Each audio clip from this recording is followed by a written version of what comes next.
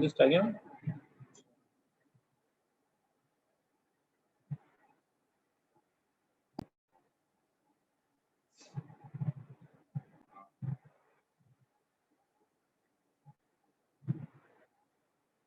सुनना मेरी आवाज आ रही है. Good morning. Good morning, all. I'm Dr. Abhay Dashura. Here we are going to start meeting in just 1 minute. So I'm requesting all the participants to, if you all are ready to start the webinar, please type ready in the chat box, please.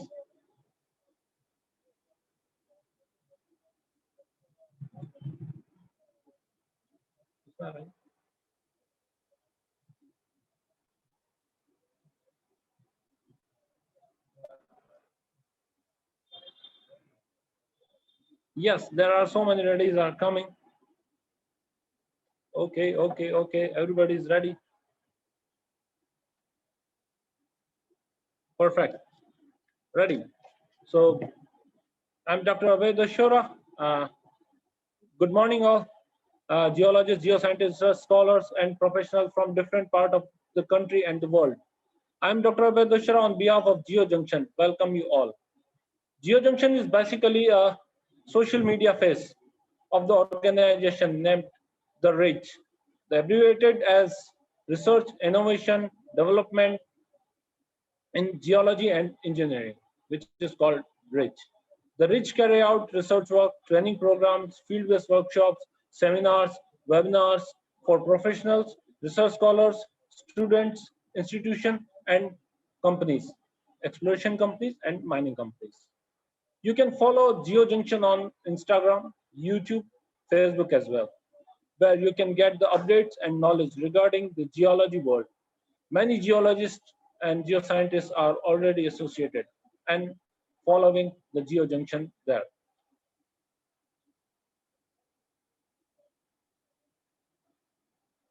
Here with me, team of GeoJunction, there are so many geoscientists are associated with us. Mr. Santosh Lohar, Dr. Diksha Pandey, and Mr. Shubham is with me here in the meeting. And Mr. Santosh will tell you about our upcoming event, this webinar. Mr. Santosh, please.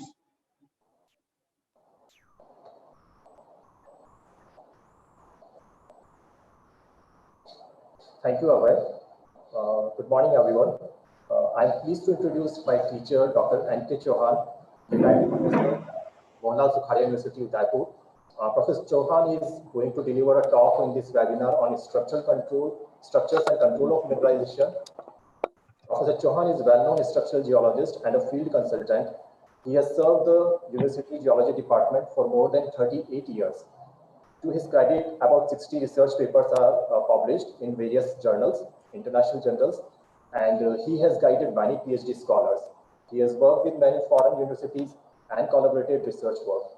He has guided in the field of many research scholars, teachers, government trainees from India and abroad as well. He is also known figure in the mineral and mining industries, geotechnical studies, highways and tunnel constructions, watershed development programs, etc. He is also a resource person and advisor to UPSC, PSCs, University in India. Many of his students are working in topmost mining industries, central and state government, universities, and in India as well as in abroad. So I now welcome Professor N.K. Chauhan to continue his talk on structure and control of mineralization for today's webinar.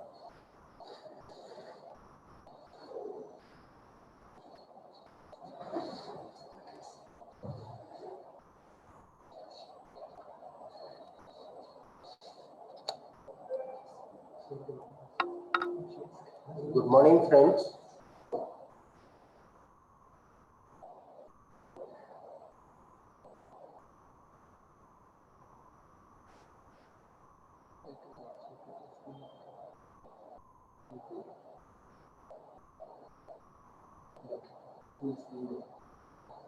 Good morning, friends. I welcome all of you to this webinar on structure and control of mineralization. I am thankful to Dr. Abayas Dasura from GeoJunction, who has given me a platform to be before you and to explain you mineralization and its control.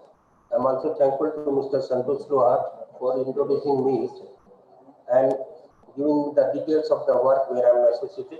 I am also thankful to Mr. Arpit, Mr. Subham Daglia, and Dr. Diksha Pandey, who are associated and just giving me, hand to hand to organize this webinar. So, all the participants, I once again welcome you to this seminar on this webinar, that is structure and control of mineralization. As I have been introduced, that I've already worked in the Department of Geology, Mineralogical and Cleavage. There I have served more than 38 years, and I was involved in many types of structural and mineralogical, trainings. My first slide is that whenever there is a structure and control of mineralization is there, why to explore minerals? We know that demand for product made from these minerals only, and it requires the constant discovery of new deposits, especially the case of developing countries like India. If we take an example over here, that India is requiring the copper in million tons, about 0.75 million tons per year, and it will reach in 2025 about 2.5 million years. So from where to get these minerals and suffice the requirement of the copper? For that, we have to search and begin for the minerals with the mapping on regional scale, topographic map and aerial photographs and satellite imagery, prospecting and exploration by various ways. Nowadays, we know that it is very difficult to find out some new deposits because most of them are at a deeper location and grade of ores are lower. Even when a deposit is found, there is no guarantee that it will be economically significant or it's worth mining. So, I mean to say what mining is that the following points need to be taken into consideration when exploration for particularly mineral is done. That size and quality of the deposit should be enough, the geographical location should be approachable, depth at which it is found should be explorable, and environmental impact, which is the major issue nowadays. Environmental and other related issues are there, and the last thing is about the marketability. And this all depends whether we should go for mining or not. Now, another important thing is that why should we study about the geological structures? As we know that, first of all, what are some of the regions that structural geology is important? Here is a fault surface that is formed in 1992.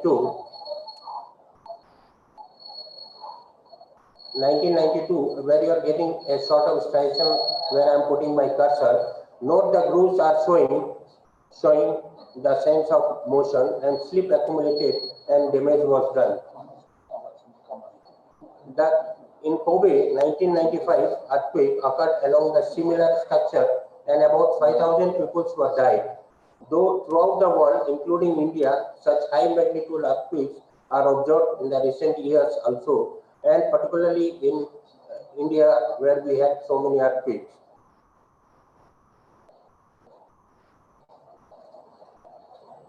The Kobe 1995 earthquake occurred along a similar structure, and about 5,000 people were died. And throughout the world, including India, such high magnitude earthquakes are observed in the recent year also. So oil drapes are geological structures. Oil drapes are geological structures, and the geometry of layers and structure control hydrocarbon reservoirs. Structural geologists work for oil companies. We are seeing here, there is an example where we are seeing the anticanal trap where oil has been trapped in the antiform. In the case of fault trap also, the oil has been trapped all along the fault plane. And we are getting another is unconformity trap where we are getting oil in the unconformity plane. For exploration part, we know that geological mapping is a very important thing, and it is followed by drilling. Field work is the key to all geological studies, of which mapping is the most vital exercise.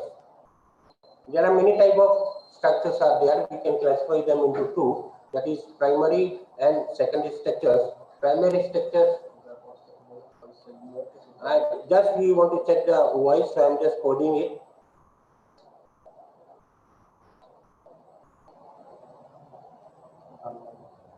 Hello, hello.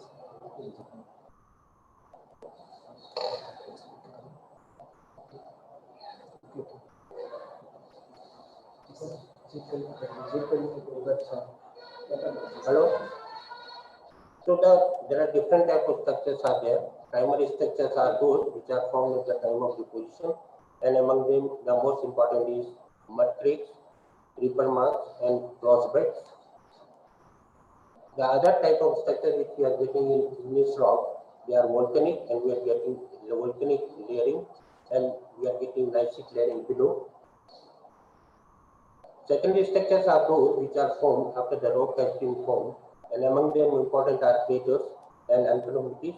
Craters are the structures which is formed by the impact of terrestrial body on the Earth's surface, and unconformity, as we all are aware, that it is formed as there is a time gap between that. Now, structures are described on three scales. It can be on regional scale, it can be on mesoscopic scale, and it can be on microscopic scale. Primary geological structures, they include the geometric features developed during the formation of a rock, microscopic to mountain scale, formed in sedimentary or igneous rock, or provides clues about the environment of formation. Sedimentary structures include bedding, cross bedding, graded bedding, triple marks, mud cracks, place fossils, etc. So these are the bedding stratification where we can clearly see sediments originally deposited in horizontal orientation. There are the other examples where bedding stratification in Grand Canyon in the first northwest corner photograph, where we can see they are horizontal, and we are getting the bedding plane which is identified on the basis of change in color, differential weathering, grain size changes are there. We can clearly identify the primary depositional surface as 0. Here we are seeing the bedding which has been identified on the basis of grain size and the differential weathering. This is also an example of different bedding. The important thing is that oldest layer on the bottom and youngest on the always on the top. How to find out this? For that we require some sedimentary structures.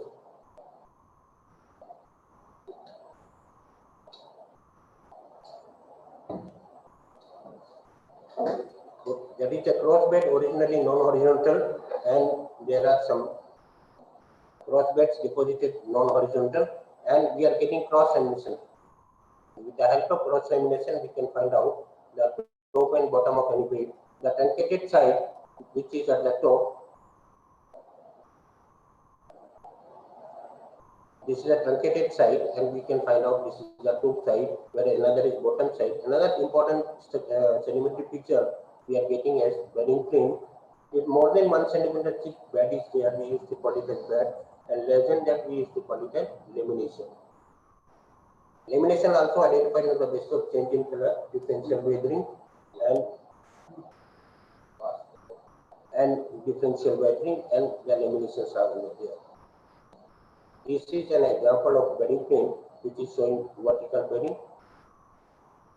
There are bedding plane and load cast structures which help in the identification of bending direction.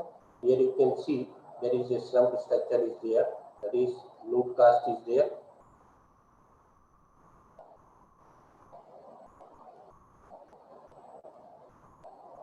And with the help of this load cast, we can find out top and bottom. Here we are seeing the remnants of the insect burrowing in the sedimentary group of rocks, and with the help of this burrowing, which are burrowing always at the bottom side, and the top side is the photograph. Ripple marks are used as a tool for making younging direction, failure current direction, and the depth of the deposition. That is, wherever these ripple marks have been found, they show that they have been found in the shallow. Bedding and cross stratification with the truncated surfaces used in the identification of younging. The same case as with the arrow, we have shown that this is the younging direction. There are some primary sedimentary structures which we include in igneous structures. They are flows, veins, dikes, sills, shield and back margins, magmatic flow pollution, flow top marked by vesicles, stout and batholite, genodic and inclusion, magmatic and segregation. This is a slide which is showing the dike rock is there, which is younger to the rock in which it has been included. There are some silts and there are some dikes and with thermal alteration. This is showing the magmatic flow foliation. And there are some flow top marked by the vesicles with which you can find out the top of and bottom of any volcanic flow. So structures need not only be from sedimentary bedded rocks, it can be from igneous rock forming intrusive structures, or it can be the relation between the two set of beds, which also the type of structure. Angular unconformity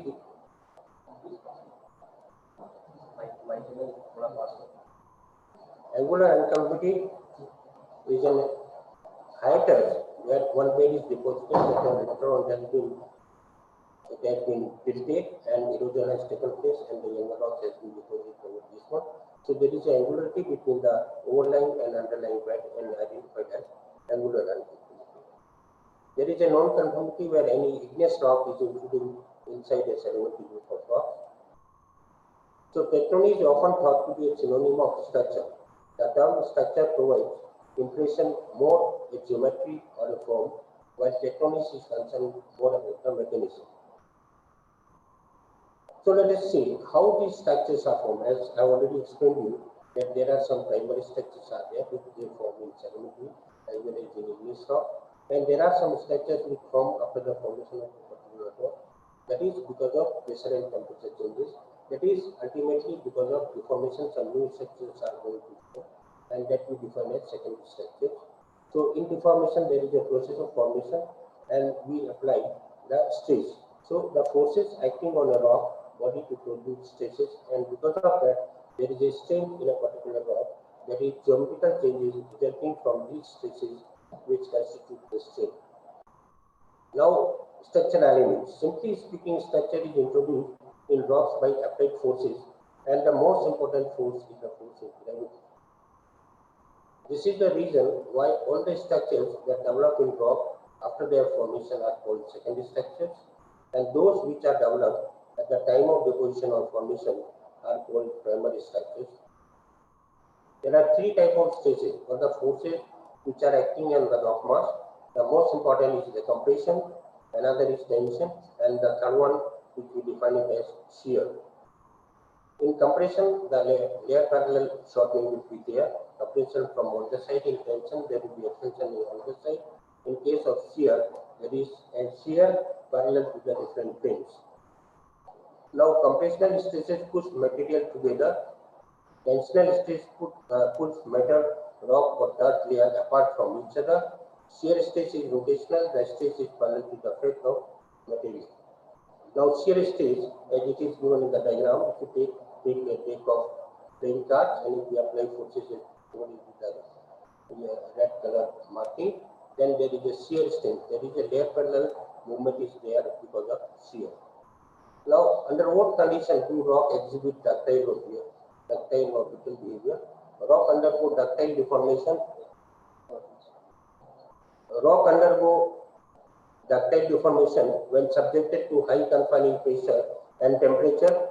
Thus, brittle structures from near the surface and in the upper crust and ductile structures at a greater depth. In this diagram, when temperature is increased and pressure is increased, it starts in a lower side, it shows the brittle deformation, then semi-ductile, and then it is showing ductile deformation. Behavior of rock and stress and strain. The relationship between stress and strain. Initially, when you go on increasing the stress and strain, respectively, then it is behaving like elastic. Later on, it will start behaving as plastic, and in the last, it will behave as brittle. Now, brittle versus ductile. Generally, rocks respond to stress 1 to 2 ways. They break or they bend.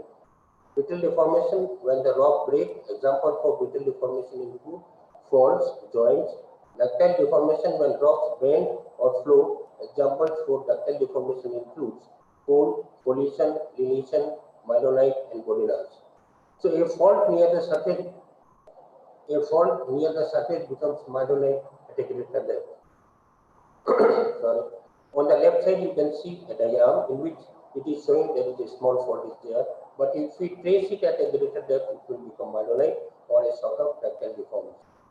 So secondary structures which develop after the formation of new body. The examples are fold, fractures and joints, faults and breccia, collision and deviation, metamorphic fabric like contact metamorphic areoles, and malonite and SC structures. Now, why study folds? We know that folds are beautiful and fascinating. As and when we go to field, whenever we look at the fold, we enjoy looking at the fold. Folds can be of continuous scale, intermediate scale, or even we are looking at microscopic. Now, this is a mountainous scale fold is there. Another mesoscopic scale. These are the examples. You might have seen not many folds in the field. Now, let's have some peek of the anatomy of the fold. A fold consists of hinge part. It consists of axial plane, crest, and the fold axis, trough, and the crest, and the inflection point where both the limbs are joined. So, hinge line, the line joining points of greatest curvature on a folded surface. Axial surface, when many hinges lines from a multiple folded layers connect for the plane. Lines when the fold hinge is inclined to the horizontal. In these two diagrams, where it is shown that this is a horizontal fold, where another one we are getting as plunging fold. Now, whenever folded surface, here yellow color is a folded surface of the primary, we are taking it as S0, and this S0 is folded and it has been symmetrically divided with the help of this green color asphalt plane, that is we used to call axial plane cleavage. The intersection of S0 with asphalt will give rise to a lineation, or at the hinge zone where we are getting maximum curvature point will become the hinge line or fold axis. See here, if we just fold these three layers, then there is maximum curvature line where we are joining. It is forming an antiformal hinge line, and there is a synformal hinge line on the synformal side. So hinge, where we are getting maximum curvature once you are in the field, at least you can go and rest over it. Now let's talk something about fold mechanism. To understand some basic mechanism that operate during fold formation. The mechanism of folding, there are important thing is that the first type is we used to call flexural folding, where mechanical influence of layering is very strong and folding is done by bending or flexing. In case of passive folding, mechanical influence of layer is very weak, folding without bending and flexing. Now, in case of flexural folding, also we are dividing into two. One is flexural slip folding, where layer parallel sorting by buckling and by layer parallel slip is there. Generally, we are getting class 1B fold. In case of flexural flow folding, it is achieved by bending and flexing of layer, but without slippage along the layer, and generally we are getting class 1B fold. You can take an example. If you take an ice cream slice between the two bread slices, and if you put it in the sunlight and try to bend from side by, what will happen? The ice cream will squeeze towards the inside, and this is a best example of flexural flow folding. In case of passive folding, it is generally we are getting in unconsolidated and soft flow. It is achieved by penetrative axial plane cleavage, and generally we are getting class 1C, 2 and 3 fold of Ramsey's classification, and here we are getting hinge thickening and limb attenuation. There are also two types. One is passive slip, another is passive flow. In passive slip, we are getting axial plane is visible in the hand specimen, and when it is not visible in the hand specimen, we used to call it as passive flow. Now, this is a diagrammatic representation of flexural flow, and another is flexural slip. In case of flexural slip, there is a layer parallel slippage is there. In case of flexural flow, there is nothing like that. Layer parallel flow we are not getting. Now, flexural slip flow is an important thing where I want to stress on this one. If you look at this diagram, in this diagram, it's very clear that this A layer and B layer, when they are getting buckled together with the help of flexural slip, we are getting an space in the hinge zone, and this hinge zone where the material is getting the least pressure exerted over this one. So migration of material always takes place towards the hinge zone, and it is generally filled with wood bodies. So spaces in the hinge zone formed by flexural slip is of an importance to locate the mineralization. Now, some folding mechanism. In general, we can divide natural slip folding, natural surface folding, and shear folding. Three types of folding we can divide. In flexural slip folding, layers slip fast over one another during folding, and we are generally getting parallel and parallel and chevron folds, which requires deformation in hinge zone of individual layers. In case of flexural flow folding, the layer flows to maintain the strain compatibility and create similar fold. In case of neutral folding, we can divide the outer arc stretching as well as inner arc stretching, and in between we are getting the neutral surface. So along this neutral surface there is no deformation. In case of outer arc stretching, because of stretching in a profile, it is going to give rise to crevices or the joints which are parallel to the fold hinge or fold axis. In the case of inner arc, there is a shortening and may give rise to low angle faults, which we used to call as stress folding. In case of shear folding, if you take a playing card deck and just paint on the side pipe and try to slip one layer over another, then rocks are sheared unevenly like a deck of the cards. Now, if we just look at this diagram, there is a fold is there. Initially, it was a straight line, and after folding, it is showing a deformation. If we measure its length with the help of a thread all along the folded layer, and if we stretch it, we can find out the percentage of shortening.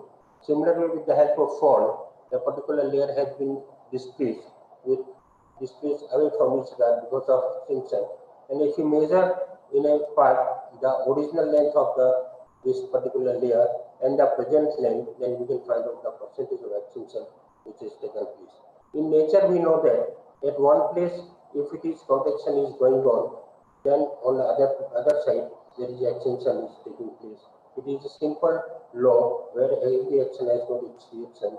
That at one place there is extension, another place certainly there will be a contraction. Now, if you look at the competent rock, when it is getting folded by buckling, we are getting a cleavages which are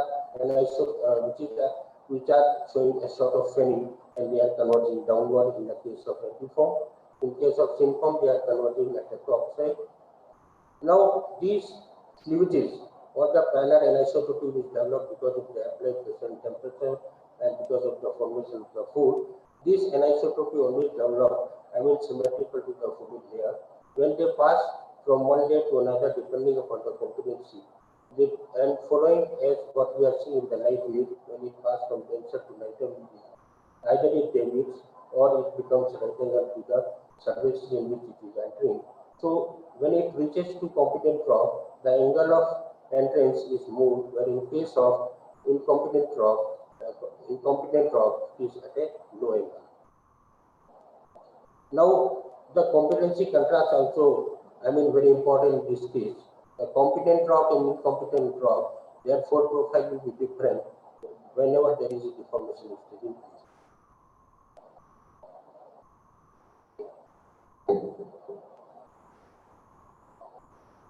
Here we are seeing alternate incompetent rock and competent rocks are there, which are marked with the ICR, and competent rock which are there. These are the in case of example is from turbidite. And in turbidite, we are seeing that competent rock, they are showing more class 1B geometry. They are folded and showing a sort of parallel fold, where the incompetent rock is showing class 1C or 3, that is similar fold.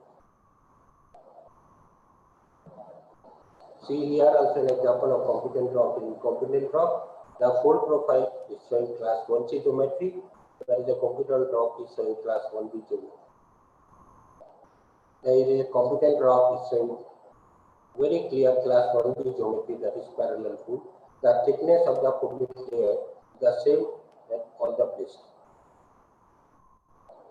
Now let's see that how the thickness goes. The folding effect, that is during buckling. There are 3 layers as shown here in the diagram. If you look at this top, it's a thick layer, another thick layer, and there is a thin layer in between.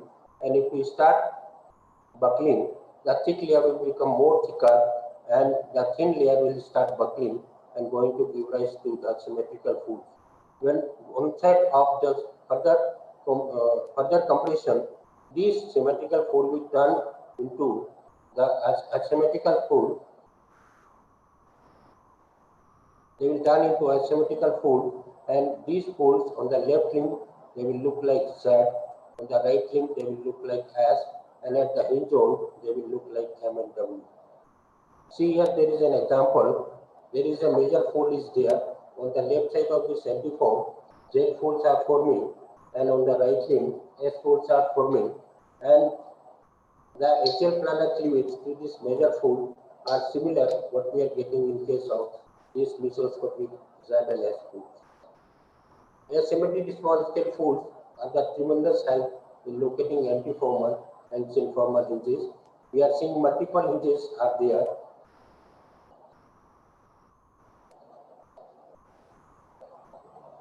This is an antiform. On the left side we are getting Z fold and right side we are getting S fold. In case of plunging synformal cases, we are getting S fold on the left side and Z fold on the right side. Now can you just find out what sort of fold it is? Well, like this particular fold. This particular fold is nothing but it's a Z fold. So Z fold, as I told you, it is always on the left side of the antiform. So the antiform side is somewhere here. We are also getting M and W shaped fold, as I've already explained in case of thin layers. When they are coming, we are getting generally in the hinge zone. Hinge zone, it is associated with M and W shaped asymmetric faces. This is an example where we are getting Z-shaped asymmetrical fold. So certainly we are going to get, the antiform. When we approach up on the right side, somewhere we are going to get the antiformal hinge. S-shaped asymmetric microscopic fold, which we are getting on the right side of an antiform. So naturally, when we go up, we are going to get an antiform on the left side.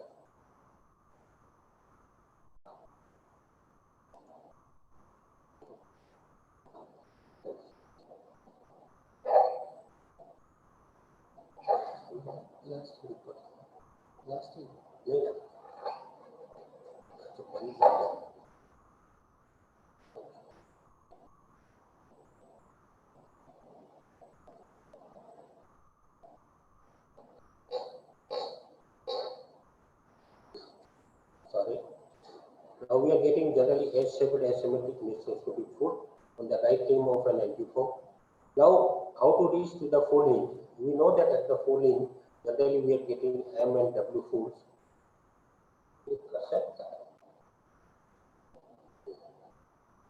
So here we are getting M and W separate folds. This violet color is showing the cleavage plane.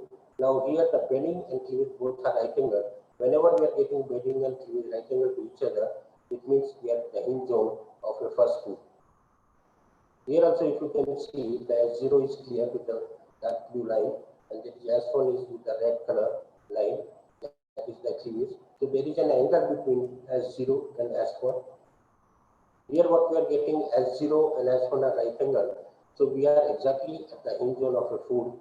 This bedding plane we have identified on the basis of change in color, change in middle composition, as well as with the help of differential matrix. See here it's very clear that we are at the hinge zone of an F1 fold. This is in quadrant layer where we are getting F1 fold hinge. Here also we can find out that bedding and cleavage both are coming right angle to each other. We are at the hinge. It's also an example of F1 fold.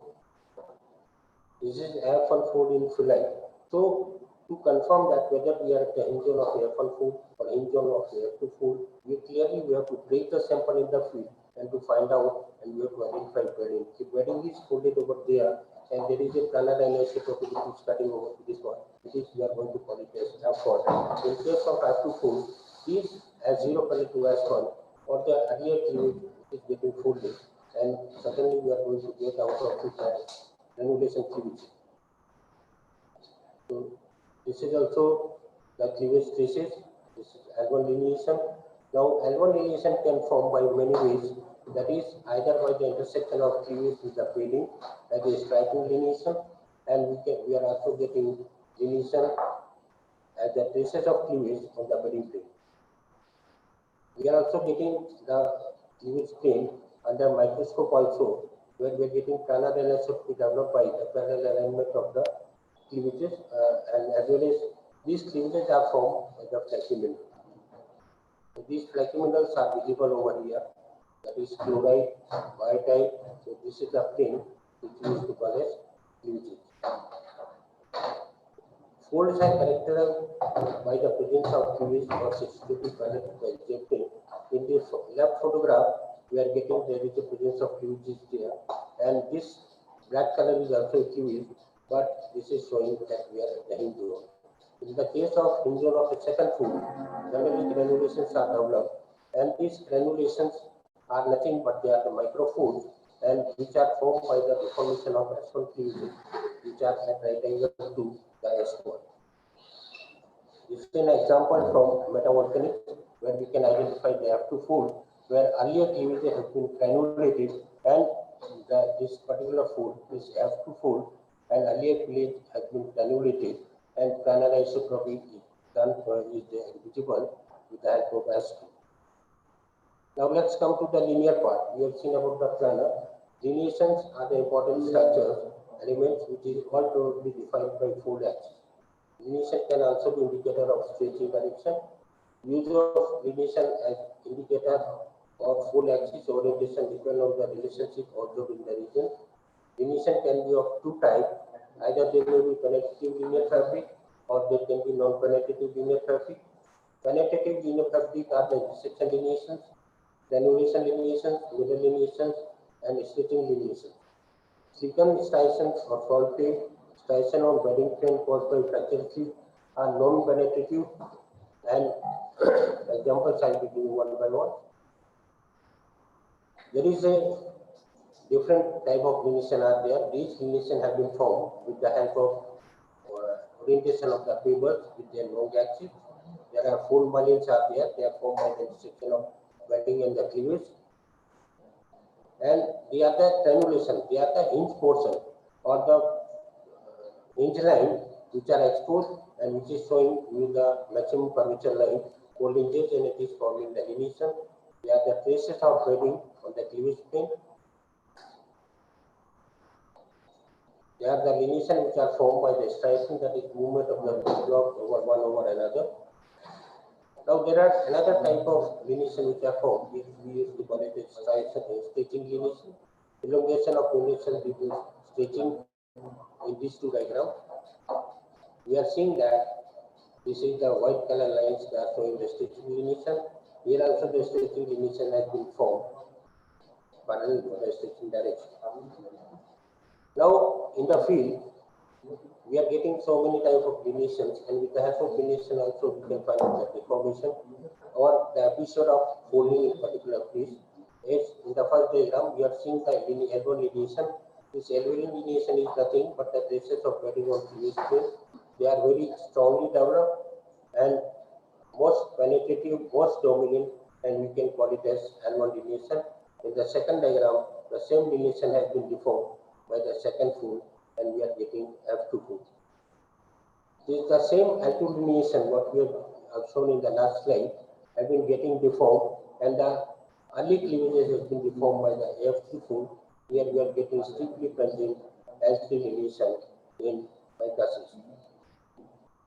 Now, if you talk about planar structures, we define them by many, that is cleavages, cystosity, and pollution. Let us define it at one, that any planar anisotropy developed in any rock, we call it as cleavage.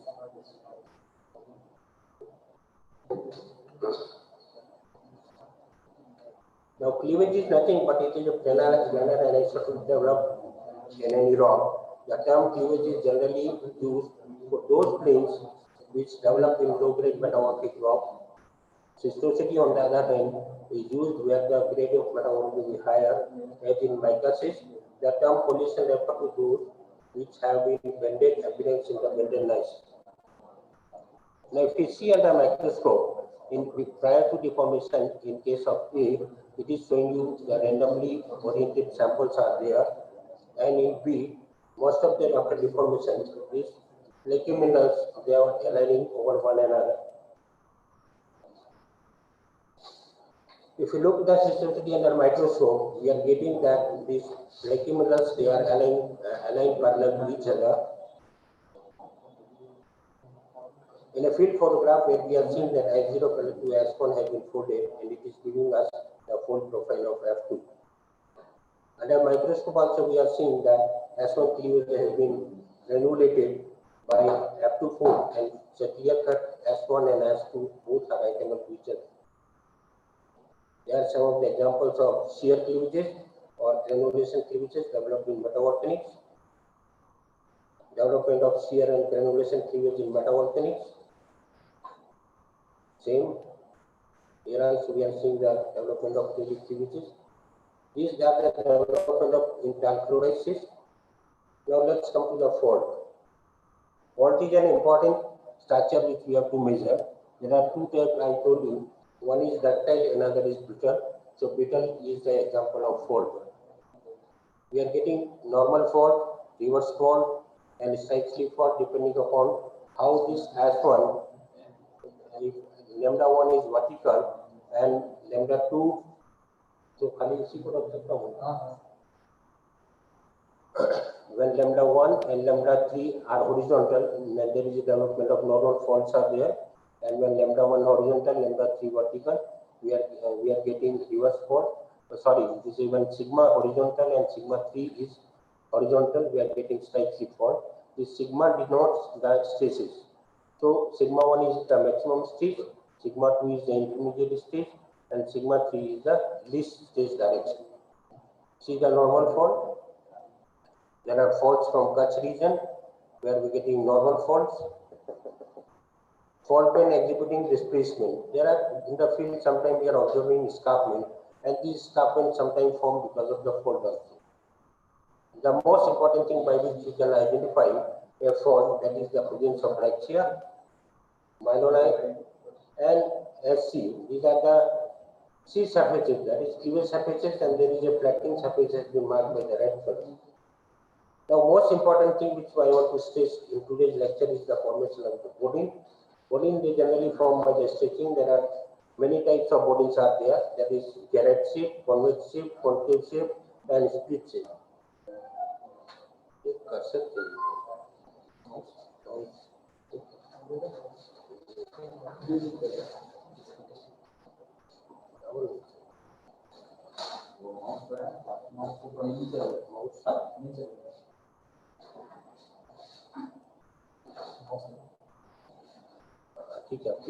okay. Now, flattening of strong layers surrounded by weak layers may cause strong layers to nake. So, this is the naking over here in both the sides, and we are getting this formation of the boudins. Boudins can be face proud boudin also. Boudin, in the case of calcilicate, because of stretching of the original layer, the competent layer has given rise to the formation of the boudins. When the extension is more, the boudins will get separate from each other and they will show isolated boudins which were connected earlier. These are the example of chocolate boudins. Boudins in the 3D that just look like dosa put over one another. Now, boudins and tension gases, they also known as derivatives, they are generally forming their axial plane is generally lying parallel to the F2 fold in the present case. Now, these are the tension gases or derivatives formed due to dilation during folding. Now, tension gases formed due to dilation during folding is example from Java, where we are getting S0 parallel to S1 is there, and it has been intersected by S2 plane that is parallel to the F2 fold. Now, whenever there is a deformation, we are getting interferences there, and dome and basin will develop, and thank you. So, irregular dome and basin will develop, and because of that, we are going to get a closed fold pattern formed by type 1 interference. In type 2 dome and basin mushroom pattern, where the earlier fold axis has been deformed at right angle by the second deformation, and if we just get a section from these two, we are going to see that this is the case of axial trace. Green color is the axial trace of first fold. This red color is the axial trace of second fold, and both are right angle, and it is going to give a crescent shape outcrop. Now, see here is the intersection of F1 and F2. Here also we are getting the changes there. This is the F1, and it has been folded all along the F2. This is an example where we are getting dome, crescent, and mushroom pattern. If you look here, there is a clear-cut height fold is present. There is a formation of mushroom is there, and this mushroom has been formed by the intersection of F1 and F2 fold. Even full form due to intersection of F2 and F3 fold observed in quartz layer, where we are getting a clear-cut height fold present in quartz layer. Now third type, we are getting convergent divergent coaxially refolded type fold interference, and we are getting convergent divergent type of outflow pattern. See here, this is an example where we are getting superimposed folding. This is the F2 folding. Here is the F1 folding. This is the F2 folding, and this is the F1 folding. In the low diagram also there is F1 folding, and this is F2 fold. Here also in this diagram, and here it will be more clear in case of folded garnet quartz vein in mica schist. This is the closure which is forming a sort of hook, and this F1 folding is there. Here it is F2 folding. Now this is also an example of coaxially refolded type fold interference, where we are getting F1 fold. This is the axial trace. Blue color is the axial trace of F1 fold, and red color is the axial trace of F2 fold, and both are right angle to each other, showing coaxial folding. This is an example where we are getting F1 fold, F2 fold in outflow pattern. Now this is a folded body of competent amphibolite is less competent bended biotite niche. The body have been folded. It reflects that body was formed at the time of extension, and now it has come in the field of compression, so the body has been folded. So from extension there was one deformation, compression is the second deformation, so there are clear-cut two phases of deformation are there.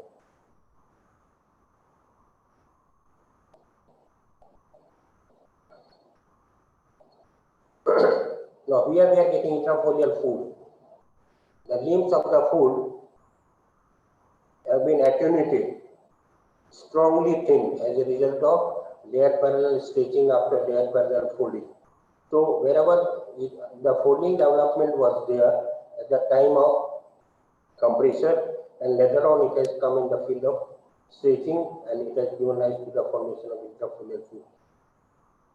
Now let's come to our important chapter, that is beauty and economic significance of geological structures. We'll be taking three examples. One from, this is a geological map all around Udaipur. You can see here this is the place Udaipur. In the eastern side, we'll be taking first example of Budli, Tulsi Sarai, where we are getting pyrophyllite deposit. Second, we'll be taking from Jindal iron ore area, Tirenga Hill, Purbilwara, that is further in the northeast side. And third, we'll be taking example from Dal deposit of Jalol formation, that is in the west of Udaipur. We are getting near Govinda and Jalol. And fourth example, we'll be taking southeast of Udaipur, that is Ledging deposit of Java area. Now this is a geological map around Budli village, where we are getting, there is a clear-cut F2 folds are there. These are mesoscopic F2 folds, and the hinge on of this F2 fold has been filled with pyrophyllite, that is sericite mica. Now this is a sericite mica, mines is there, where we are getting a section. Sericite mica is nothing but it is pyrophyllite. Pyrophyllite is metamorphosed paleosol is there, which is rich in the alumina. This is another geological map where we are seeing that Bodin style is that is Bodin style, paleosol, pyrophyllite and sericite mica is there. Now another example from Jindal area, where in the kelp niches, in the kelp schist, we are getting deformed iron bearing bands are there. There are three hills are there, that's why we used to call it as Tirenga Hill. This is the compositional banding, what we are seeing in the first row, kelp schist and kelp niches. And we are getting bands of iron rich layers are there, which is getting folded either S or M shape. And with the help of this S shape, we can find out that hinge of the fold will be somewhere on the left side as shown by the arrow. Here also we are getting S shape fold, and the hinge of the fold will be on the left side. Hinge of the fold, as it has been shown by the Z fold, it is somewhere on the right side. So you have to identify whatever fold they are in this circle. So you can see here, the clear S-shape fold is there. Here is the hinge on of the F2 fold, Now, why I am insisting to how to identify whether we are at the hinge zone or we are at the limb zone of a particular fold, because hinge zone during buckling in flexural slip folding is a loci where we are getting the noble minerals or noble metals which are getting migrated towards the hinge zone. And in the ancient mining, what we are seeing over here, people they have mined out the important mineral along with iron at the hinge zone. So species in the hinge zone formed by the flexural slip. This is an example of hinge zone filled with our bodies in the ancient mining that people have taken out the material. Here you can see clear-cut hinge zone and they are filled with the ore bodies. These all are the old workings, ancient mining, and people they are very clever. They knew that where we can get the maximum mineral, maximum mineralization along with the, some noble metals present in this point. So they are mined out only in the hinge zone of a particular field. Now, old working following F2 fold hinges in Bhutia gold deposit also. Here you see there is a vertical shaft they have built all along the F2 fold axis, and they have taken out the material for extracting gold out of it. Now let's take another example of ultramafic and talc mineralization in the west of Udapur from Gogunda, from Jhalol, and from Rekab area. Now at a one place where a detailed mapping has been done in the northeast of Gogunda at Modi, we are seeing that most of this black color, marking is of quartzites, and they are showing beautiful ash pools. Now, how these ash pools they have developed? Let's take an example. Let's take this white mass as the old body, or the talc deposits are there. Then during first there was part and given us the formation of pudding, and while compression stage coming into the field of compression, most of these pudding they got folded and they are now visible as folded pudding because of F2 fold. And when we go on compressing, because of this F2 fold, asymmetric fold will develop. One of the limb will become thin, another limb will become thicker one, and it may give rise to a sort of asymmetric fold. Disposition of these ore bodies is because of F2 fold. Now see here this diagram, a clear-cut, separated, isolated puddings are available to us. Now, and they are separated because they have to fold, and we are on the left limb of a major fold. So if you want to reach to the major mineralization, you have to go straight, then turn to right, and then go straight to reach to the hinge zone. So let's imagine a underground mine, and let's imagine this particular pudding as say 100 meters and having width of say about 5 to 10 meters, and suppose this is mineralized and we are going to mine it underground. Once we exhaust this particular mineralization, to search out another underground, we need to drill on either side and we'll say there is no continuity. But if you are aware, if we can use this microscopic Z as M and W folds, we can say that we have to mine it out, then we have to take right turn because it is a Z fold and we are going to touch another mineralization, then go straight and then touch all right, and ultimately we'll reach to the hinge zone where we will be getting maximum mineralization. See this example, we are getting that is isolated borings because of, ash folding. This was the all continuous prior to this deformation, and later on because of compression, onset of this F2 folding, and because of tightening, because of F2 folding, most of these borings they become isolated. See here, there is an example where people they have mined out the talc in the Gogunda area, and if you see this inside picture, the small picture which I have added over here, you can see the isolated borings. These isolated borings are nothing but here in the field is the talc which people they have mined out. So one pit you can imagine here, and these two imagine pit on the other side. So to mine it out, they have to go to straight, they have to take turn left, and then another. Then they go straight, and then they will, on the left side there will be another. So use of these isolated borings or S and Z shaped fold, one can reach to the maximum mineralization. So this is what I have shown you earlier, that is all controlled by S fold. See here, this major mine is also controlled by S fold. Let's take the last example, geological, that is from Java. This is the map after Stepjet and Srikantan, where we are getting, Jawarmala. This is your Mochia. On the other side, there is Bandaria, Goa, and other thing. At Java mines also we are getting beautiful sedimentary structure with the help of load class. We can find out top and bottom. With the help of graded bedding in Cleavage and other also we can find out any direction.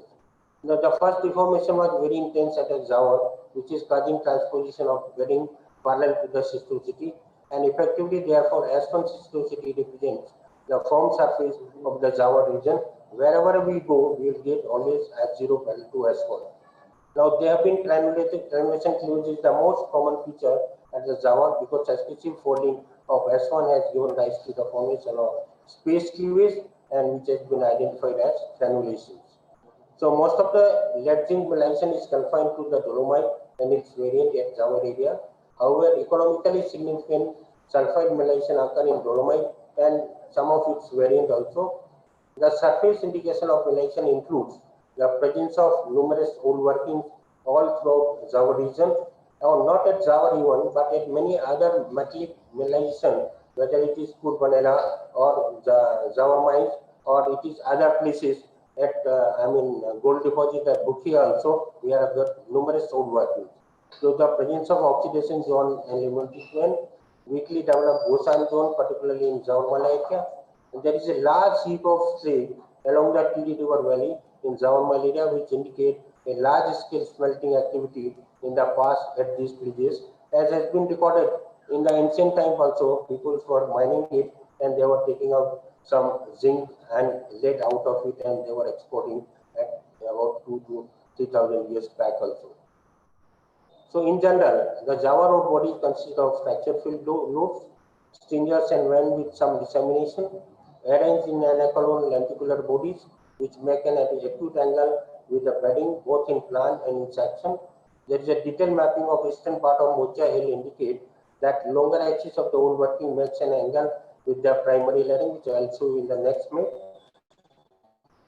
The depth-wise extension appears to be parallel to the plunge of the epiphyseal in measuring area. In plan, some of the old workings are virtually demarcated zone of extension that are geometrically related to the extension happening accompanying dextral shears. Now look, if you look at this particular map, this is the detailed map.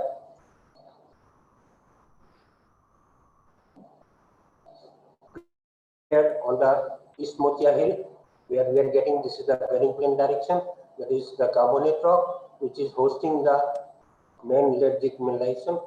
Now this red color line is showing parallel to the mineralization, which are at an angle to the bearing plane. It's very clear from the diagram. In dolomite, what we are getting, this blue color line is parallel to the bearing plane, and this red color line showing parallel to the shears. So most of the mineralization, they are occurring straight bound, but they are at the angle to the bearing plane. Here in this old working also, this is the direction of mineralization, and this is the direction of our bearing plane. Here also, this is the bearing plane, this is the direction of old working, which have been seen. People have mined out all these directions or the ore shoots which are at an angle to the bearing plane. See, at F2 fold, also in the field, when there is a old mining, people they have mined out the hinge region, wherever they were getting hinge zone filled with ore bodies, and where we are getting these tension gases. So examples are known where useful elements and minerals depositing forming in minor quantities, which have been concentrated during subsequent tectonic processes. That is the impact of first deformation and second deformation. They have migrated, they have concentrated during subsequent deformation, these minerals, whether it is in the hinge zone or it is in the limbs. Most preferred depositional sites are axial planes of the fold. Thick concentration of useful metals at places occur along the zone of forming ore shoots, which are pipe-like bodies, concentrated bodies, and they are almost parallel to the two-fold, what I have shown you in the ancient ore workings. Tectonism played a very important role in the development of such structural sites where ore bodies are concentrated. If you look at the plan, these red color are showing the ore shoots or the ore body, which are at an angle to the bearing plane, and this most of this mineralization is bounded by the bedding plane only, straight bound other places. This is another example in the vertical section also, they are showing some angle to the bedding plane. Here also, if you look at Valeria, look at the Mochia Magrata section, So Java ore bodies are stratigraphic type because of bearing a very few. They are confined within the single stratigraphic unit, more particularly in the pure dolomite. However, except in the case of Jarmala, the ore veins are discordant to the bedding. But most of these ore shoots, they are controlled by the deformation. That is, the steep dipping ore lenses discordant to the bedding planes are parallel to the foliation, which is axial planar to F2 fold. It is a structural control all along the planar anisotropy developed because of F2 fold. Strict concordance between the plunge of the ore shoot and the F2 fold axis lineation. This could be verified in most cases by the orientation of innumerable wall workings which I have shown to you. Now, if you look at the schematic diagram, this S0 parallel to S1 is folded, intersected by S2. So, this is the hinge zone where ore minerals offer an exchanges separated by gangue mineral, intersection of S1 and S0 parallel to S1. So, this is the F2 fold axis, which is forming the ore shoots, and this is the hinge zone of F2 fold. So, let's come to the conclusion. The final interpretation is important to understand the structural control of mineralization. I've tried to show you so many Youngin data with which you can find out the top and bottom, and you can reach to the relative stratigraphic position of litho units so that you can erect in stratigraphy. The detailed geological mapping with the help of small scale structure using microscopic structure like S, Z, M, and W, and using them for the outflow pattern in the map along with the structural data to reach up to the fold hinges which has developed because of natural folding, and they are the loci of main mineralization for any metal or non-metallic things which are shown in my most of the slides. That is from the hill hinge, from the fold hinges people in the ancient time also they have mined out many noble metals as well as lead and zinc and iron and many things, and to map the discontinuous outflow of the mineralization for exploitation and mining. Determination of fold generation we have also tried with the help of folding of lineation, folding of planar features, and based on that interpretation of small structure I have tried to explain. Orientation of large scale fold in smaller domains of cylindrical fold axis can be done with the help of your data and further structural analysis of the region. Elucidation of large scale structural geometry and structural control of mineralization can be understood if we correlate the small scale structure to the regional scale and to the sections and the vertical as well as longitudinal section, and if we can correlate, we can find out the structural control of any mineralization. And with the help of this, which may lead to some new discovery of mineralization. So this was the talk where I have tried to explain you right from the beginning why to study structures, how these structures are identified, how this how this mechanism of deformation is important for a particular mineral to migrate from one place to another, and the loci where we should go and try to find out the mineral, that is control of mineralization. And with the help of these examples, I have tried my best to explain. Thank you very much. And herewith I am ending my lecture on structure and control of mineralization. Thank you. Thank you very much, sir. So after this presentation, we will start a Q&A sessions, which all the participants has put questions in the chat box. So we will take one by one and try to take as much as we can take in the current session. We need to close up our session at 12:30. So we will start it soon. So if you have any questions, if you have not typed in the chat box, then please put into the chat box so that we can take your questions to answer.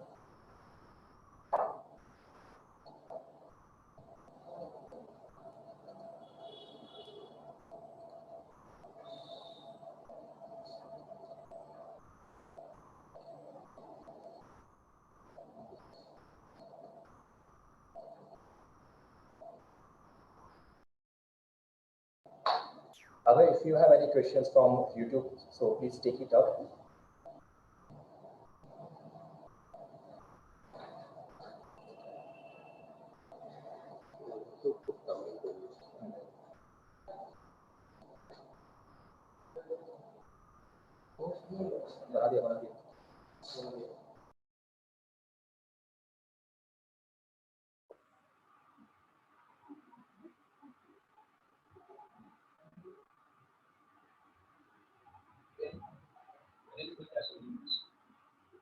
Okay, so it was nice presentation by Professor Chauhan, and you.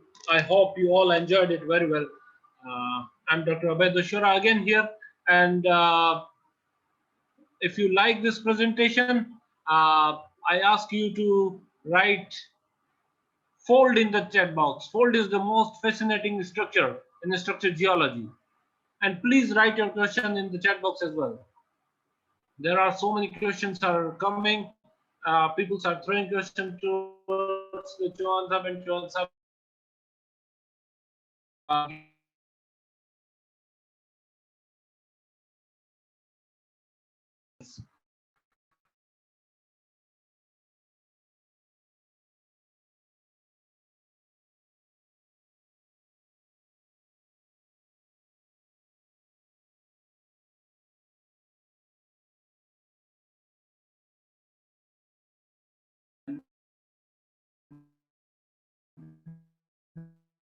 This is the unique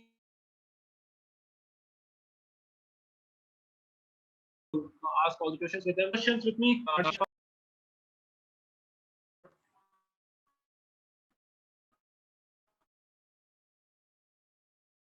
Yeah, it was the problem on the connection. Yes,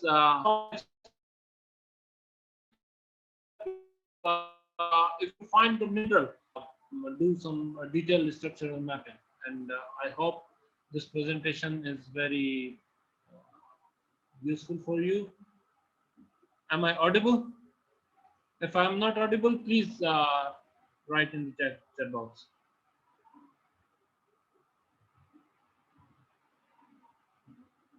Yes, there are so many questions are coming from. One is from Nagesh Rajpurohit, Dinesh Gupta, Mr. Pakshal Mehta, and a lot of many geologists and geoscientists are trying to do presentation.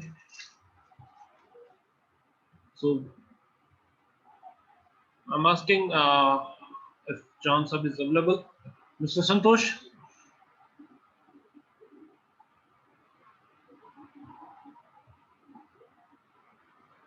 I think it was a long presentation.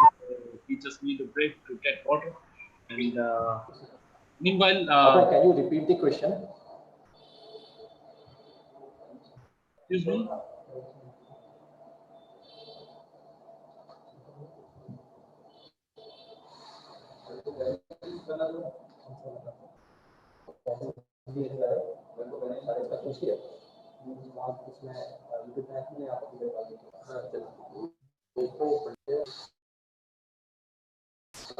Hello, Abhay, are you getting my voice?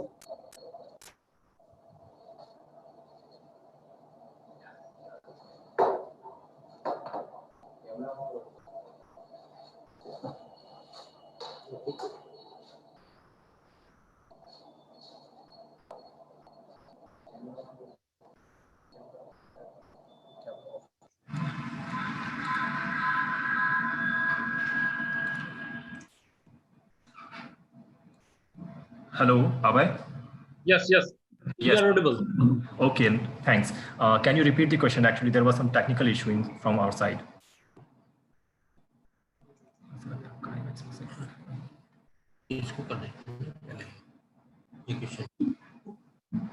It's pretty.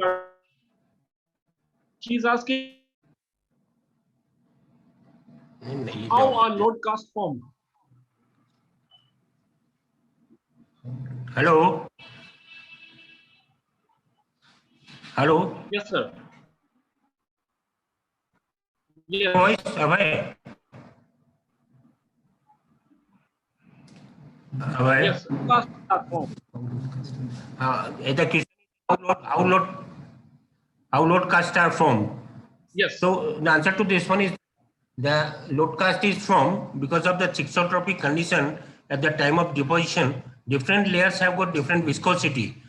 The viscosity, more viscosity material will try to put down the pressure, and because of that, load structures are formed. Okay, great. Thank you. Thank you very much, sir. Another question is from Samita Biswal.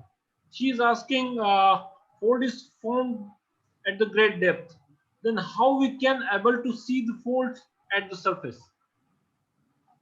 Now, Samita, many rocks are formed at a depth also.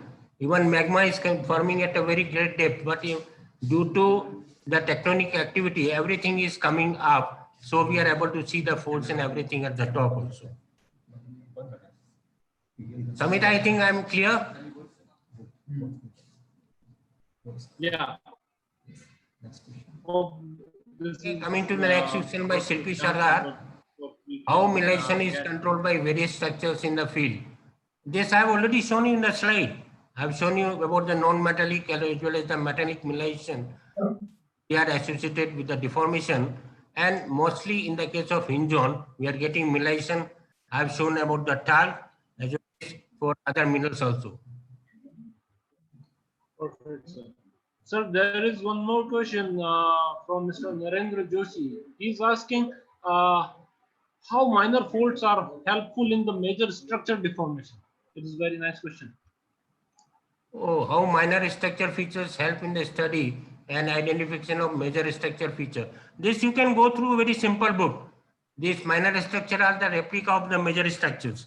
I have shown in one of the diagram, mesoscopic structures can lead to the major structure in the field.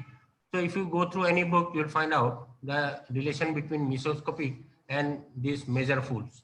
I think Naren Joshi, I'm clear to you. Any other question? Mr. Dinesh Gupta is asking if you have any good correlation about this new discovery. If you find any discovery because by the use of structural mineralization, if you have any example, it will be helpful for him. Yes, yes. With the help of this, the new discoveries in the sense that we have tried to apply it on the non-metallics in the Jharol belt, where actually you can apply these your study only when you have got a detailed map of a particular region, and where you can have as Z and different features on the map pattern. And with the help of that, I've tried to apply in the non-metallic in the talc mineralization in Sarada, talc mineralization in the Jharol region, talc mineralization in the Gogunda, where it is finally coming applicable. With the help of this, you can reach to the new findings of this mineral deposit without further exploration. Exactly. Even I can put one example. That is my PhD research area as well, where the copper mineralization is completely structurally controlled, and that is IOCG type of deposit. And for your all information, this my PhD was under the Professor Chauhan only, and he taught me very well that how the mineralizations are controlled. So there is another question about someone is Mr. Prakshal Mehta. He's asking about structural aspects of Agucha ledging deposit. Rampura Agucha. Yes, sir. Rampura Agucha I had been many a times, but I couldn't get any deformation. It is totally shear control. So I mean, we have to find out the shear indicators, and we have to apply that, and then only we can find out the control. Though it is indirectly, if shear is there, it is a structurally control. I think I'm clear to you. We are not any sort of ductile deformation over there. Exactly, there are a lot of possibility to find more Agucha type of deposit by using the structural geology there. Yes, it will be very helpful. So there is excuse me, there is another question from Naren Joshi. Yes. He is asking near Debari in Udaipur, Debari formation is there. In Debari conglomerate, thick horizons of stretched pebbles are observed. What they indicate? These pebbles are showing you a very unstable environment. You know that conglomerate forms in a very unstable environment, and from the source area it get deposited over there. So when they come under when the stress is applied to this one, they become stressed one. That is strain. We can find out with the help of these stressed pebbles.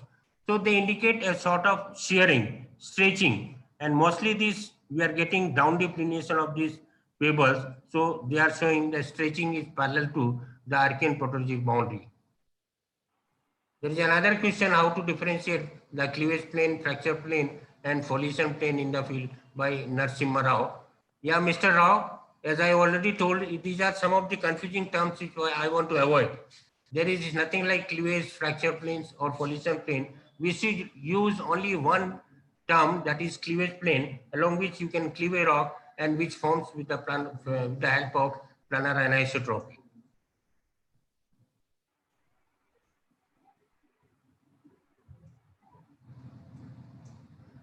Okay, Subbarao, that's a nice question by how to differentiate between parallel fold and similar fold in the field. So you just go through the basics. Parallel folds, the thickness of the folded layer will remain same either at the limb or at the hinge. But in case of similar fold, the thickness will vary. On the limb, it will be very thin, and at the hinge zone, it will be very thick. I think I'm clear to you, Mr. Rao. Sir, Mr. Vikas Soni want to know some details about AF1 and AF2 fold. What sort of detail? How to identify it? Yes, exactly. So, yes, you can identify F1 fold and F2 fold in case of metasedimentary rocks. So, where you can identify the bedding plane, you have to you must know how to identify bedding plane. 99% they are getting confused with the bedding plane.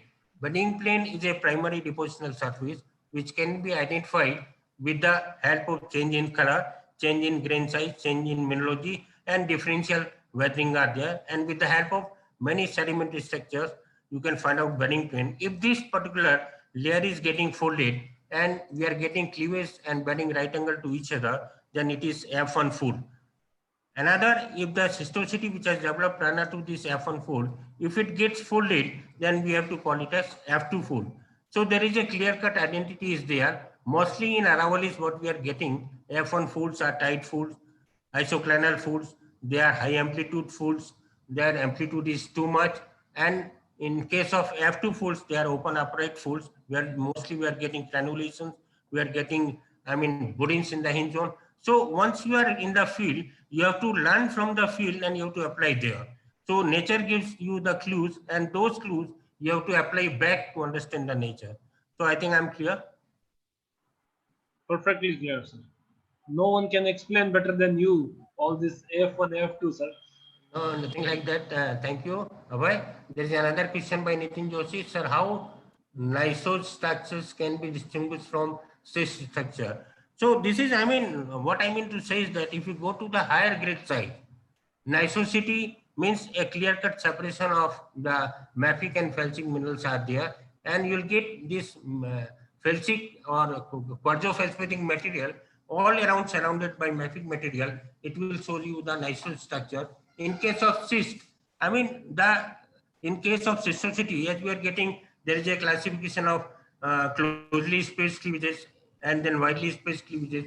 So the starting from slaty cleavage, as given in many books, from slaty cleavage, it starts and it goes to the formation of cleavages in case of cyst, where the minerals are identified with naked eye. So there the cleavage present in cyst is of a lower grade, in gneiss it is of a higher grade. But planar isotropy will be present in both. One will people used to call it as cystosity, another used to call it as gneissosity. Clear-cut bending is there. Thank you very much, sir, for the excellent explanation. I think we will request you soon for another presentation on the basic structure as well. So, yeah, there are more questions coming over here, Abhay. Yes, sir. There is a question by Jamna Bishwa. Sir, can quartz vein indicate mineralization? If yes, then how? Listen, quartz, one should be not get confused.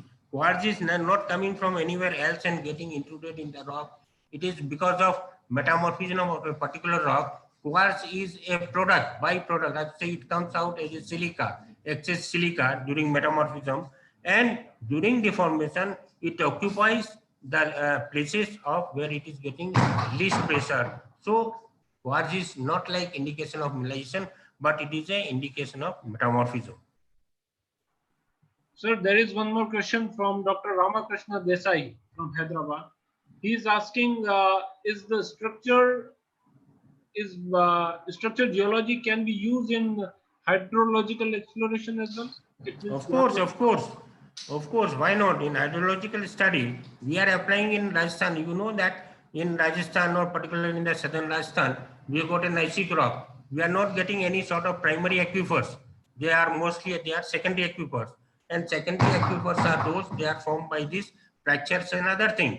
We don't get to locate these fractures and other thing in a rock. We have to use structural geology of a particular region. If you know the hinge of a fold or the intersection of two planes, so the maximum intersection place is going to give us the good water. I think I'm clear to you.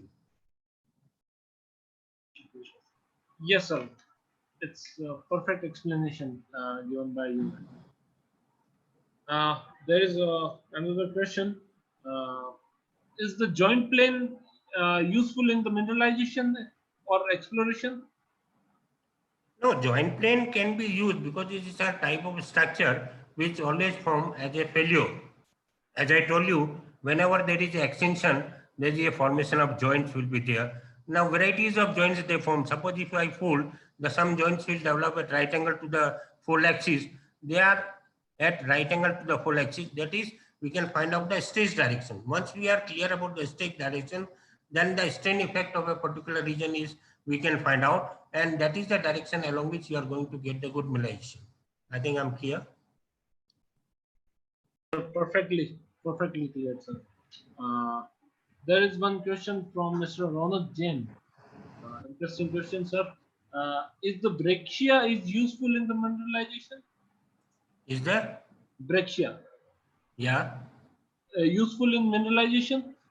No, brachia as it is not utilization, but whenever there is a brachison of any mineralization is there, then the host rock is going to get reduced. We'll take an example from RSMM Jamakotra, where brachiated ore is high grade. Mostly getting P2O5 is too much in that one, going up to 45%. Whereas in a normal rock, we are getting about 15 to 20%. If brachison increases or the grade is increases because of brachison. That is why we are getting in a shear plane or in the shear zone maximum mineralization are there. Right. Excellent. Another question, sir. So many people are eager to know and their queries. So another question from Krishna, uh, and the question is how the structural geology can be added to remote sensing and geophysical survey for high mineral potential area for targeting. That can be joined because listen, remote sensing, you are seeing everything on the map and everything taken from the satellite. And the real basic structural geology is done in the field. Until unless you correlate anything which you are seeing as a remote sensing, you have to correlate it in the field, and then you can apply. You can link both together, that is structural geology and remote sensing for any search of mineralization. Sir, there is one testimonial from Mr. Aino.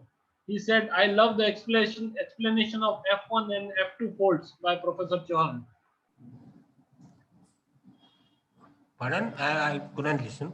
Sir, there is one testimonial. He's saying that I love the explanation of F1 and F2 folds by Professor Chauhan. Oh, thank you. Thank you. He's from Africa.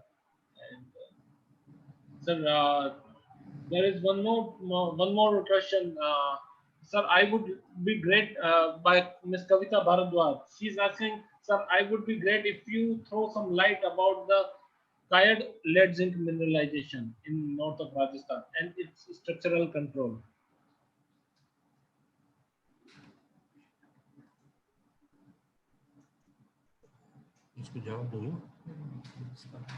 Any other question? Abhay? Yes, sir. There is question from Kavita Bharadwaj. She's asking, can you throw some light about the mineralization, lead zinc mineralization in North Rajasthan, nearby Kayad area?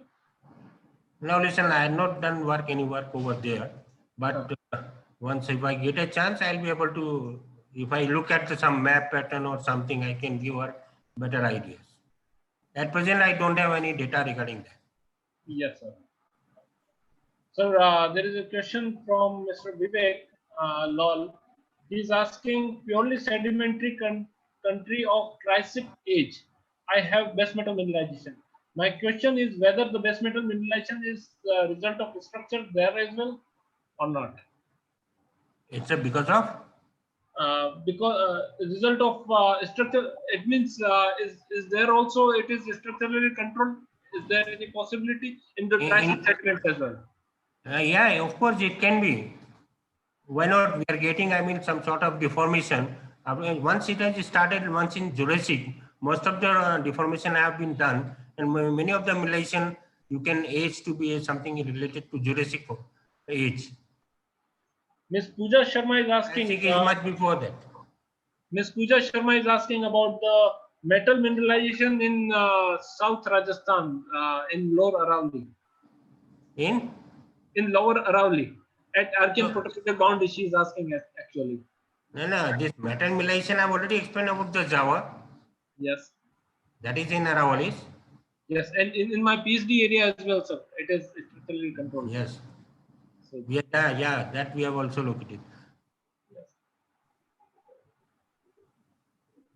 And there is another question.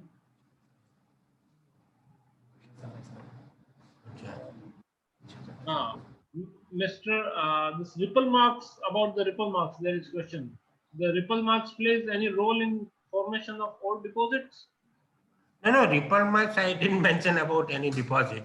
That's a purely sedimentary. With the help of ripple marks, we can find out top and bottom, and sometimes we find out the paleocurrent channels. As we know, if you know the paleocurrent channels, there are some datityl zircon and datityl many metallic minerals. They may come and get deposited in a particular sediment. So with the help of these ripple marks, you can find out the flow direction. You can find out the depth of formation of that particular rock, and it has ripple mark doesn't give directly indication of any mineralization. Thank you. Excellent. And there is one more testimonial for you, sir. Mr. Rajendra. He said he always see the two topics. One is structure and one is mineralization. First time he saw the any presentation which is correlating both of them, and the pure applied aspect of structural geology. He is thank you, Abha. This was actually my aim right from the beginning. Whatever we are learning in the field, these small scale structures, if we cannot apply any structure or the study what you are performing in the field, in case of for searching any mineralization, then I think it's not true efforts towards the subject. So these small scale structures can lead to some new mineralization, as in my last conclusion part. Some of my students are working all along the Archean protege contact, right from southeast of Udaipur and just going further in the northeast of Udaipur. And in future, what I am planning, this small scale structure to the map scale, if we join together, no doubt this nature cannot be, biased to give only a few mineralization. If there must be so many are there, just looking to the Rampur Agucha, a very big deposit cannot be isolated. There must be some more, but we should know, and we should try to find out the way by which you can search thing. And I hope in the future we'll have similar some new deposit also. Thank you. It's great.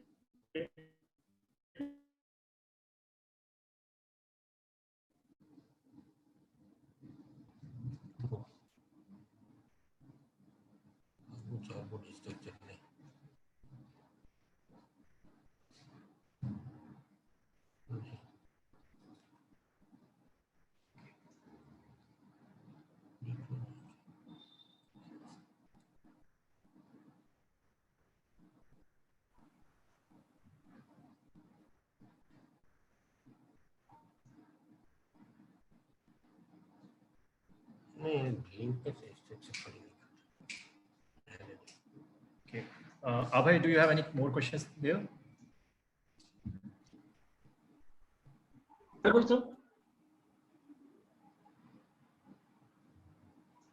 Sir, can you hear me? Yeah.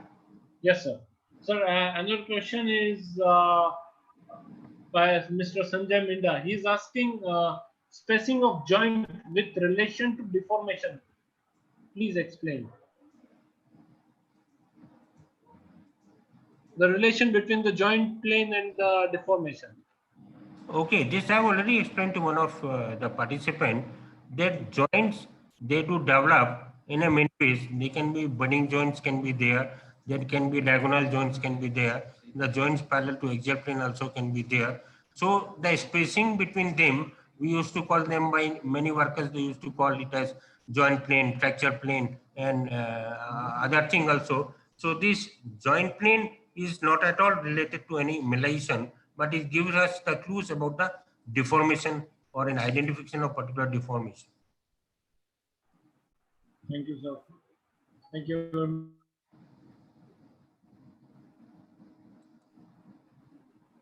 There is one more testimonial for you, sir. This is from Ramnandar Kumar. He said every slide very Hello.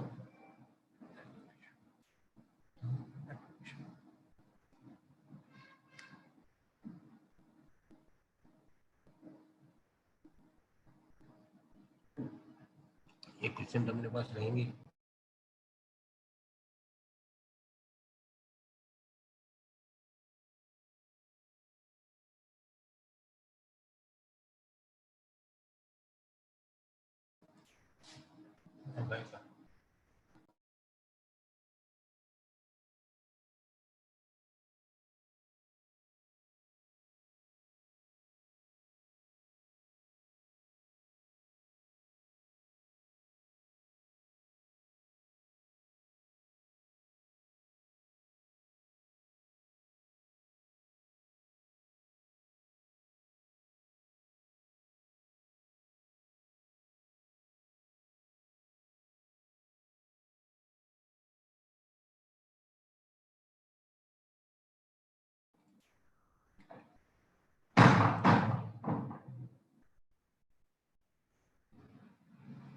Yeah, Mr. Y. K. Mawale sir, you asked about in Vallabhnagar, the carbonated area, how it formed, any source of mineralization. Well, I'm not the man of economic geology, I'm the man of structural geology. So from the source of mineralization, from depth, I can't discuss because I'm a structural geologist.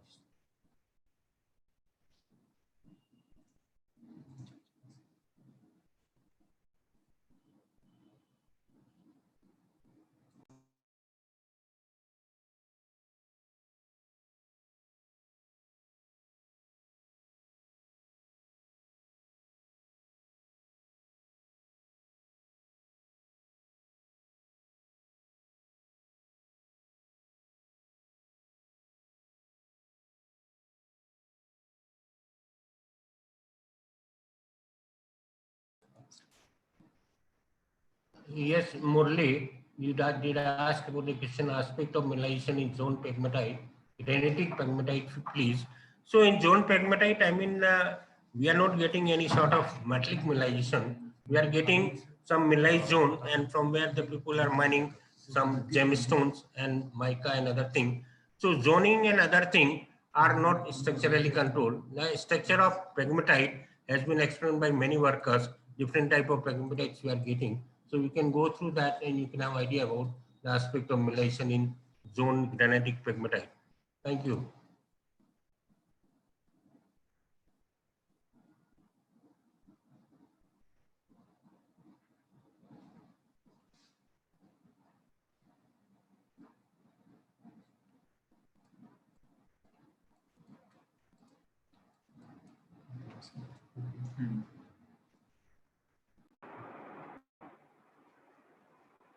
Yes, sir. It was connection error from my side. I come back. Okay. There is, I'm going to answer one question from Ronak Jain. Mineral concentration is more at the closure of the fold or hinge. Now listen, hinge is rather to say a linear feature and fold is a three-dimensional feature. So the hinge zone where we are getting maximum mineralization, as I've shown you in case of structural folding, this is loci of the least pressure. Now, as I have shown you in the diagram, examples from the non-metallic minerals also, for the pyrophyllite also, I've also shown you the example from Java also. So most of the hinge zone, we are getting maximum concentration of mineral. In example from Pur, that is Tiranga area also. In ancient time, people were knowing that hinge is the region where we'll be getting maximum mineralization. Even other than what people might have not mined out there, the iron, but other than that also, very important minerals or noble minerals they might have taken out from the hinge region. Because of the mobility is more organic mineral, it will go first to the hinge zone. So I think, Ronak, I'm clear to you. Yes, it is perfectly explained.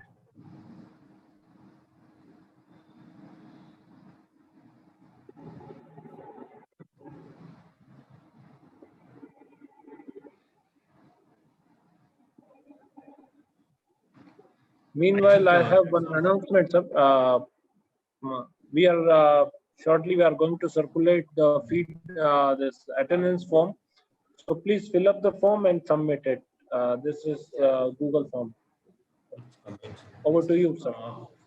I think this is we are now ending the Q&A session. So I would request Abhay to give a closing comment on this webinar. Abhay, please. Yes, sir.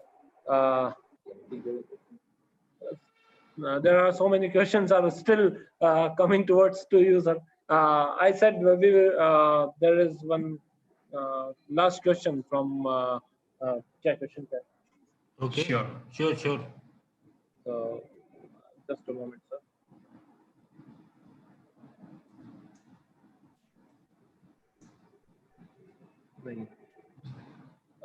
Just a moment, sir.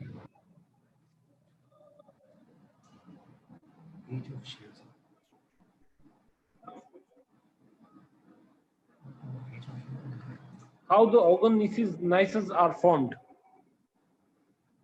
Now listen, I mean, organogenesis and other thing goes to the part of igneous subject.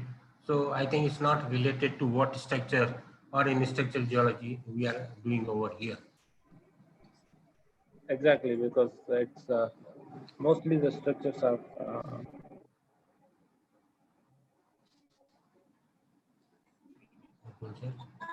So, sir, I have this another announcement for all the participants. We are going to send you this feedback form, and please fill up this feedback form and.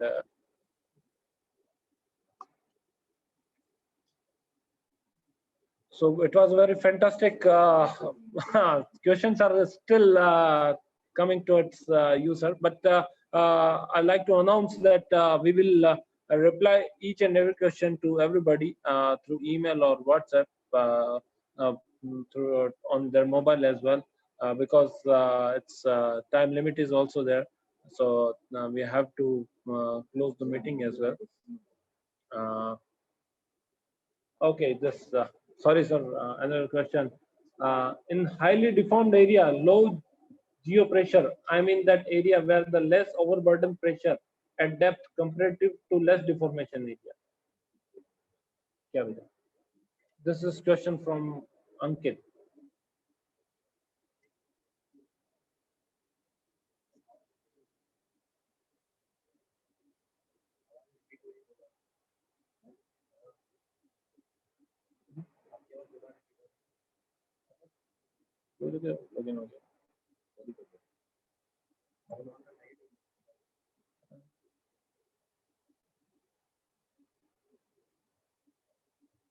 Sir, am I audible?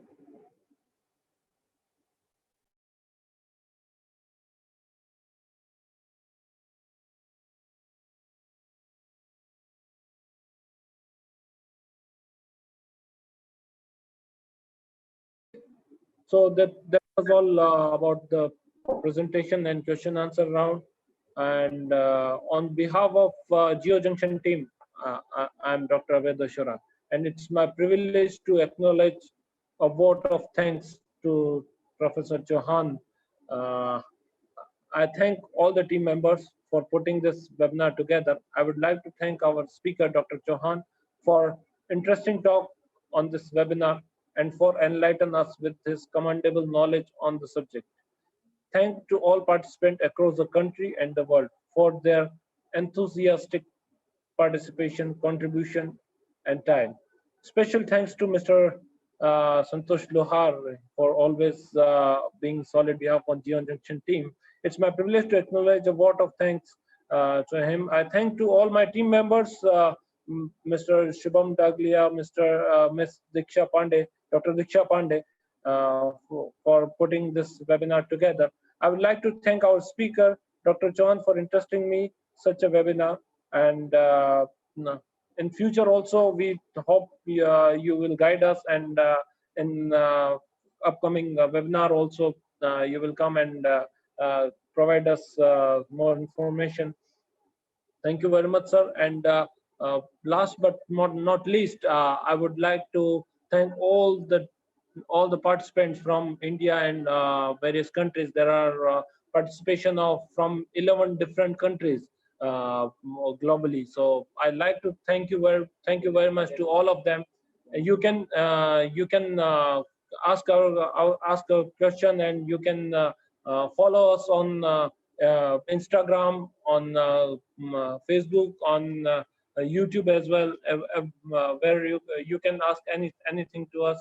We are always we will always try to provide you more updates and information there. So keep following Geo Junction, and hope we will serve you better.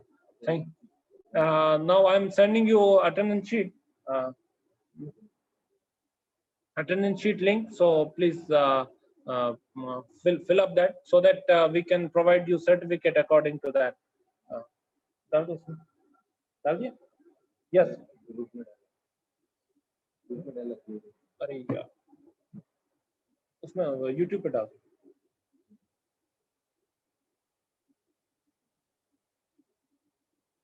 Yes, here is the attendance link.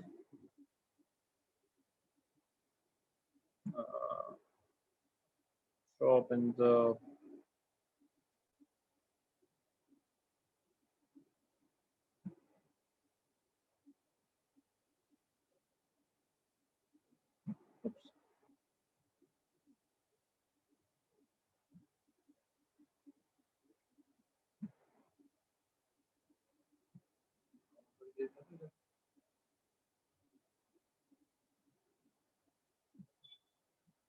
yes, here is link I have posted on chat box. Please fill up that and so that we can issue the certificate to you. YouTube and yes, it is posted on YouTube as well. So please fill up, and it's time to finish this webinar. Hope we all will together again, and come with we will try to come with a new and interesting topic again very soon. So thank you very much for coming. Have a nice day. Thank you all geologists, geoscientists, and professionals. Thank you very much. Thank you.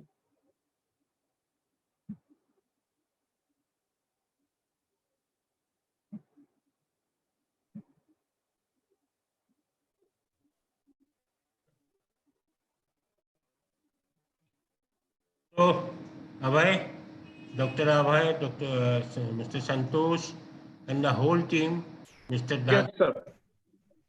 And Mr. Arpit, Dr. Diksha Pandey, Mr. Shubham Daglia, and Mr. Chetan Chauhan for organizing this wonderful seminar. And I must thank Dr. Abhay. You had a nice idea by which we could meet, we could convey our very small thing which I want to explode and to apply to some mineralization.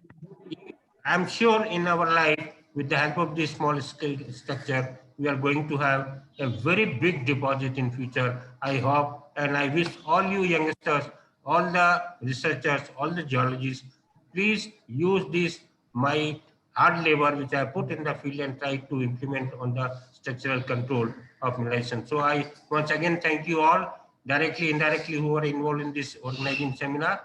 Thank you once again, and see you in the next webinar. Thank you all. Have a good day. Another announcement from my side to all the geologists and geoscientists. Anyone who are planning to visit Udaipur in the future can contact to us, and we can have some geological discussion or field trip together. So if anyone want to have field work with us or Professor Chauhan, who is always available for us, he is so kind. So can contact us in the future. Thank you very much. Thank you all. Thank you. Okay.